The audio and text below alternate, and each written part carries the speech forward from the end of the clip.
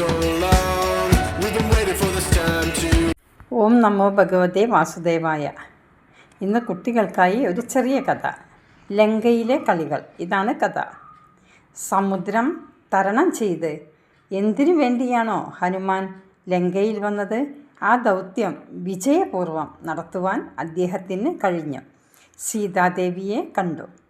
അടയാളമായി ചൂടാമണിയും വാങ്ങി. സീതാമാതാവിനോട് യാത്രയും ചൊല്ലി അവിടെ നിന്ന് വിടവാങ്ങി. എന്നാൽ ഹനുമാൻ നേരെ ശ്രീരാമനെ കാണാനല്ല പോയത്. സാധാരണഗതിയിൽ നമ്മൾ ചിന്തിക്കുക എത്രയും വേഗം സീതയെ കണ്ടെത്തിയ വിവരം ശ്രീരാമനെ അറിയിക്കുമെന്നാണ്. എന്നാൽ ഹനുമാൻ അതല്ല ചെയ്തത്. തൻ്റെ പരാക്രമം അല്പമെങ്കിലും ഇവിടെ പ്രകടിപ്പിക്കാതെ പോകുന്നത് ശരിയല്ല. ഇവിടെയുള്ള രാക്ഷസന്മാരെ ഒന്ന് ഭയപ്പെടുത്തുക, തന്നെ രക്ഷിക്കാൻ വാനരപടയ്ക്ക് കഴിയുമെന്ന് ദേവിയെ വിശ്വസിപ്പിക്കുക, ശത്രുവിൻ്റെ ധൈര്യം നശിപ്പിക്കണം. ഒരു വാനരന് ഇങ്ങനെ കഴിയുമെങ്കിൽ വാനരപ്പട എന്താകും എന്ന ചിന്ത രാക്ഷസന്മാരിൽ ഉണ്ടാക്കണം. ഇതാണ് ഹനുമാൻ തീരുമാനിച്ചത്. ഹനുമാൻ ചിന്തയ്ക്ക് വിരാമമിട്ട് പ്രവൃത്തിയിലേക്ക് കടന്നു. മരങ്ങൾ പിഴുതെറിഞ്ഞും പർവ്വതങ്ങൾ തട്ടി നിരത്തിയും പക്ഷിമൃഗാദികളെ പരിഭ്രാന്തരാക്കി. മൃഗങ്ങളുടെ അലർച്ചയും മറ്റും കേട്ട് ലങ്കാനിവാസികൾ ഞെട്ടിയുണർന്നു. അവർ വാനരനെയും അവൻ്റെ പ്രവർത്തികളെയും നേരിൽ കണ്ട് ഭയപ്പെട്ടു. ഹനുമാൻ തൻ്റെ ശരീരം ഒന്നുകൂടി വലുതാക്കി നിവാസികളുടെ ഭയത്തെ ഇരട്ടിപ്പിച്ചു. രാവണൻ്റെ പ്രിയപ്പെട്ട ഉദ്യാനവും നശിപ്പിച്ചു. എന്ത് ചെയ്യണമെന്നറിയാതെ രാക്ഷസന്മാർ രാവണനെ സമീപിച്ചു. വാനരൻ്റെ ചേഷ്ടകളെ വിവരിച്ചു. ആ വാനരൻ അത്ര നിസാരനല്ല. ചിലപ്പോൾ രാമൻ്റെ ദൂതനുമാകാം. എന്തായാലും അതൊരു സാധാരണ വാനരനല്ല എന്നവർ തീരുമാനിച്ചു. അവന് ഉഗ്രശിക്ഷ നൽകണമെന്നായി രാക്ഷസന്മാർ. എല്ലാം കേട്ട രാവണൻ്റെ കോപം ആളിക്കത്തി. തനിക്കൊപ്പം നിൽക്കാൻ കഴിവുള്ള കിങ്കരന്മാരെ വാനരൻ്റെ അടുക്കലേക്ക് അയച്ചു, വാനരനെ വകവരുത്തുവാനായി. അവരെ കണ്ട ഹനുമാൻ തൻ്റെ വാൾ നിലത്തിട്ടൊന്നടിച്ചു ഘോരമായി അലറി. അത് ലങ്ക മുഴുവൻ പ്രതിധ്വനിച്ചു. ഹനുമാൻ ശ്രീരാമന് ജയ് വിളിച്ചു. രാക്ഷസന്മാരെ വെല്ലുവിളിച്ച് തൻ്റെ രൂപം വലുതാക്കി. ആ രൂപം കണ്ട് രാക്ഷസന്മാർ ഒന്നു നടുങ്ങി.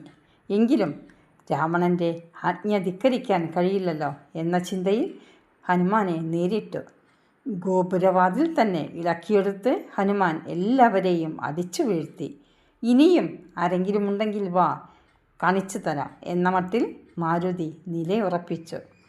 ചാവാതെ രക്ഷപ്പെട്ട രാക്ഷസന്മാർ രാവണൻ്റെ അടുത്തേക്ക് ഓടി. ഹനുമാനെ നേരിടാൻ സമർത്ഥനായ ജംബുമാലിയെ രാവണൻ അയച്ചു. ജംബുമാലിയെ കണ്ട മാരുതി തുള്ളിച്ചാടി. രഥത്തിലിരുന്നു കൊണ്ട് തന്നെ ജംബുമാലി ഹനുമാൻ്റെ നേർക്ക് ശരങ്ങൾ അയച്ചുകൊണ്ടിരുന്നു. അല്പസ്വല്പം മുറിവേറ്റ ഹനുമാൻ വർദ്ധിച്ച കോപത്തോടെ തന്നെ ഗദ ചുഴറ്റി ജംബുമാലിയുടെ നെഞ്ച് ലക്ഷ്യമാക്കി ഊക്കോടെ ഒരു ഏറു കൊടുത്തു. രഥം തവിടുപൊടിയായി. കുതിര ചത്തു. കുതിര മാത്രമല്ല, ജംബുമാലിയും തലയേറ്റ് ഭൂമിയിൽ പതിച്ചു. ജംബുമാലിയുടെ മരണം രാവണനെ ദുഃഖിതനാക്കിയില്ല, മറിച്ച് രാവണൻ്റെ കോപം വർദ്ധിപ്പിച്ചു. ഹനുമാനെ നേരിടാൻ പോയ പഞ്ചസേനാ വിഭാഗ നായകന്മാരും മരണമടഞ്ഞു. ഹനുമാൻ്റെ ഒരു ഉദ്ദേശവും അവരെ നശിപ്പിക്കുക എന്നതാണ്. പ്രധാനികളെയും ഒരു വിഭാഗം സൈന്യത്തെയും നശിപ്പിക്കണം. ഇതാണ് ഹനുമാൻ തീരുമാനിച്ചത്. രാവണൻ പിന്മാറാൻ ഒരുക്കമല്ലായിരുന്നു. വെറും ഒരു വാനരൻ്റെ മുമ്പിൽ തോൽക്കാൻ പാടില്ലല്ലോ.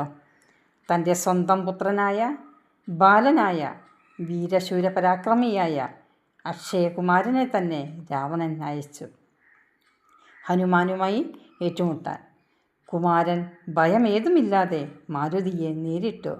ഭൂതലത്തിന് മുകളിൽ നിന്നുള്ള ഇവരുടെ ദ്വന്ദ്വയുദ്ധം കാണികളെ അത്ഭുതപ്പെടുത്തി. പിന്നെ ഹനുമാൻ കുമാരൻ്റെ തേരിൽ ചാടിക്കയറി ആ കുട്ടിയുടെ കാലിൽ പിടിച്ച് വട്ടം കറക്കി വലിച്ചെറിഞ്ഞു. കുമാരൻ്റെ കഥയും കഴിഞ്ഞു. ഈ വാർത്ത രാവണൻ്റെ ധൈര്യമെല്ലാം ചോർത്തിക്കളഞ്ഞു. എന്നിട്ടും വാനരൻ ആരാണെന്നോ ഉദ്ദേശം എന്താണെന്നോ തിരക്കാൻ രാവണൻ ഒരുങ്ങിയില്ല. ഇനി ഇന്ദ്രജിത്തിനെ വിടുന്നതാകും നല്ലതെന്ന് തോന്നി രാവണന്. ഇന്ദ്രനെ ജയിച്ചവനാണല്ലോ ഇന്ദ്രജിത്ത്. ഇന്ദ്രജിത്തിന് വേണ്ട നിർദ്ദേശങ്ങളെല്ലാം നൽകി രാവണൻ ശുഭവാർത്ത പ്രതീക്ഷിച്ചിരുന്നു. സിംഹങ്ങളെ പൂട്ടിയ രഥത്തിലേറി വരുന്ന ഇന്ദ്രജിത്തിനെ കണ്ടപ്പോൾ ഹനുമാനും സന്തോഷമായി. നല്ലൊരു യുദ്ധം കാണാൻ പ്രതീക്ഷയോടെ ദേവന്മാർ ആകാശത്ത് നിരന്നു.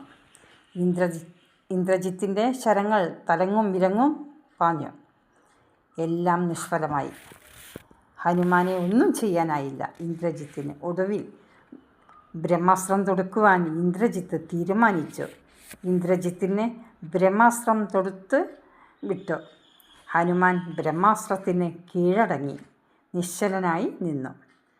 രാക്ഷസന്മാർ കയറും കച്ചയും കൊണ്ട് ഹനുമാനെ വരിഞ്ഞുകെട്ടി വലിച്ചിഴച്ച് രാവണൻ്റെ സന്നിധിയിലേക്ക് കൊണ്ടുപോയി. വർദ്ധിച്ച കോപത്തോടെ രാവണൻ ഹനുമാനെ നോക്കി. ഹനുമാൻ രാവണനെയും.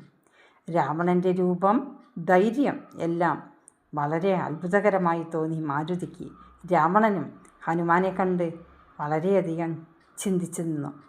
വെറുമൊരു കവിയോട് അങ്ങനെയല്ല എന്നറിഞ്ഞിട്ടും നേരിട്ട് സംസാരിക്കുന്നത് തൻ്റെ സ്ഥാനത്തിനും പ്രതാപത്തിനും അനുയോജ്യമല്ലെന്ന് തോന്നിയ രാവണൻ തൻ്റെ മന്ത്രിയായ പ്രഹസ്തനോട് ചോദ്യങ്ങൾ ചോദിച്ച് ഹനുമാനിൽ നിന്ന് വിവരങ്ങൾ ശേഖരിക്കുവാൻ നിർദ്ദേശിച്ചു.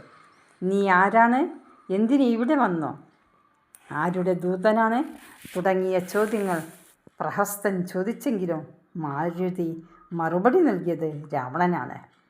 താൻ സുഗ്രീവൻ്റെ സജീവനായ ഹനുമാനാണെന്നും ശ്രീരാമദൂതുമായി വന്നതാണെന്നും പറഞ്ഞു. ബ്രഹ്മാസ്ത്രത്തിന് തന്നെ ഒന്നും ചെയ്യാനാവില്ലെന്നും താൻ ബ്രഹ്മാസ്ത്രത്തിന് കീഴടങ്ങി അബോധാവസ്ഥ നടിച്ചു കിടക്കുകയായിരുന്നുവെന്നും രാവണനെ നേരിട്ട് കണ്ട് സംസാരിക്കാൻ വേണ്ടിയായിരുന്നു ഇതെന്നും ഹനുമാൻ അറിയിച്ചു.